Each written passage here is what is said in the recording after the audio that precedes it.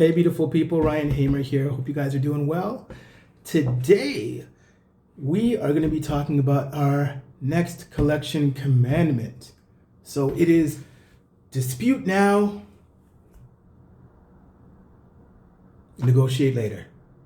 And the reason why I say that, and it kind of sounds really funny, right? Like, it's like shoot now, ask questions later. Well, the reason why I say dispute now and negotiate later is because if you dispute, what happens is you're putting it out there that you do not claim this particular debt, and you're saying, you know what, I don't agree. This alleged debt may or may not be mine, and I think it's in violation of this particular statute. It might be statute barred, whatever. You're just throwing it out. You're throwing everything in the kitchen sink at it. And you may or may not get a response. You may get the, well, it's your debt. We believe it's your debt. You got to pay us, da da da da da. And you're putting it out there that you do not believe the debt to be yours. So if you're denying it, the burden of proof is on them because you're not exactly saying, you know, it's mine. So you're not accepting responsibility for the debt. You're not admitting that the debt is yours. You're saying that there's this thing on my credit bureau report that I'm unsure of. I'd like to get some clarification on. I don't believe this debt to be mine. I have no recollection of said debt. I'm disputing it, definitely. And they're going to say, well, Mr. or Mrs. Smith, this debt is yours. You acquired this debt and you last made a payment on such and such and such a date. And that there, remember I told you, always get the date of last payment. So at least you have that in your head where you can think, okay, supposedly this debt originated on such and such or at such and such a time.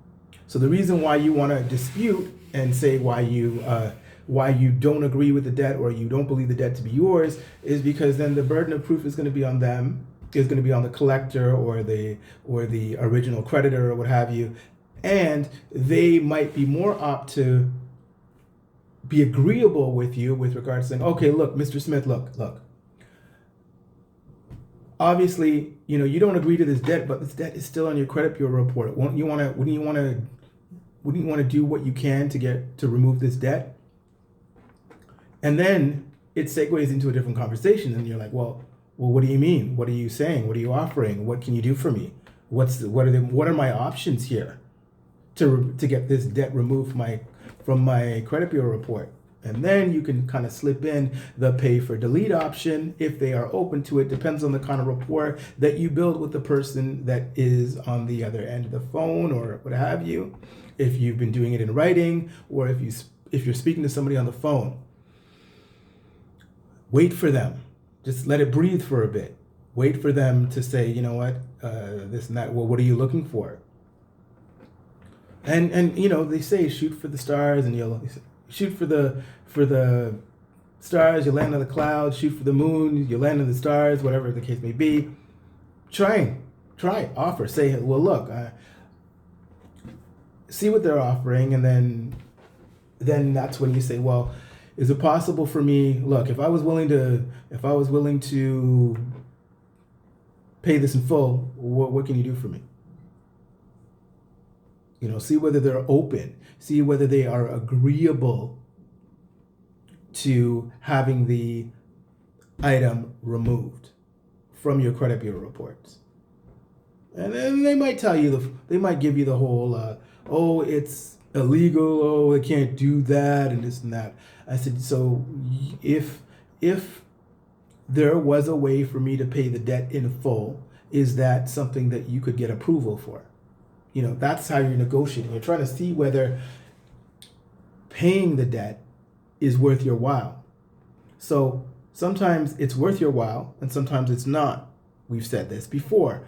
If you're trying to buy a house, if you're trying to get a car, if you're trying to get anything with a bank or a loan or anything of the sort, and you have this collection item that's hindering you from doing so, and you want to do something like this in the immediate future, then it may be worth your time to negotiate the removal of that item by paying it.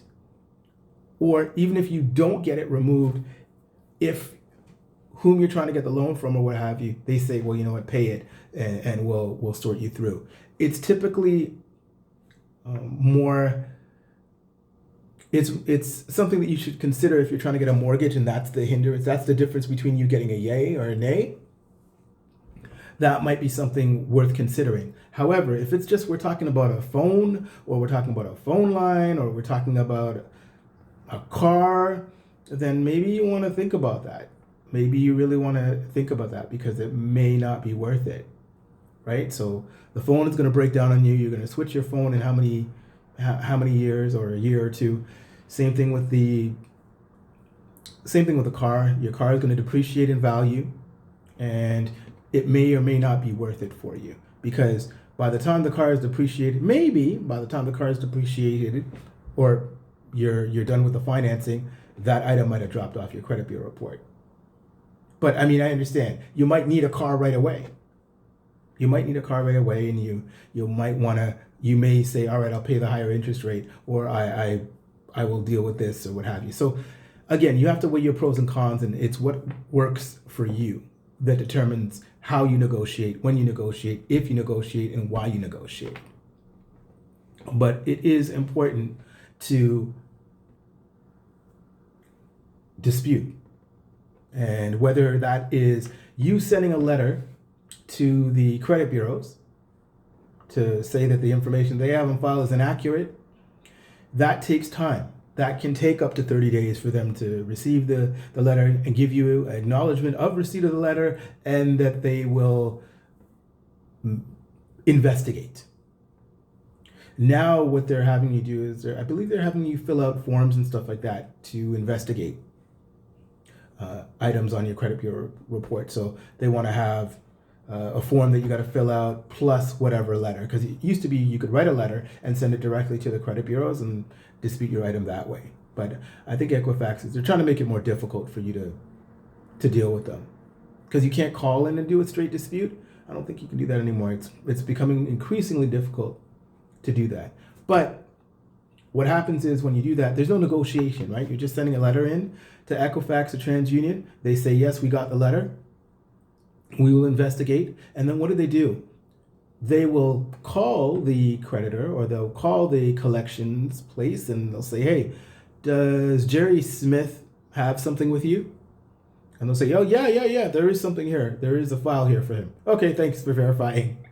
And they will then send you back a letter saying, yeah, the item's been verified, providing you with no proof whatsoever that the item has been validated. And chances are they won't even update your item in collections to state that it's been verified. They just send that to you in a letter. And it's a It's a form letter. It's just a copy, cut and paste, canned response. So keep that in mind. Then when you contact the collections company, you have a little bit more leeway depending on their ownership of the debt or their relationship with the original creditor. Okay? So when you contact the collections company, you go through the process as I've outlined, and you're definitely going to want to keep your cool, stay calm, stay relaxed. And that's going to be my next video that we're going to talk about, okay? So thank you for taking the time to watch this video. As usual, if you like this video, please like the video, show me your appreciation for the video, and subscribe and tell a friend and share this video or what have you. And if you have any other questions, please feel free to leave them in the comments. And stay tuned for the next video in my Credit Commandments, my Collection Commandments series, all right? Thanks again for watching. My name is still Ryan Hamer, and I'm here to help you understand and navigate your way through any of your credit issues, and I will see you on the other side of the next video. Thanks again for watching. Have a good one.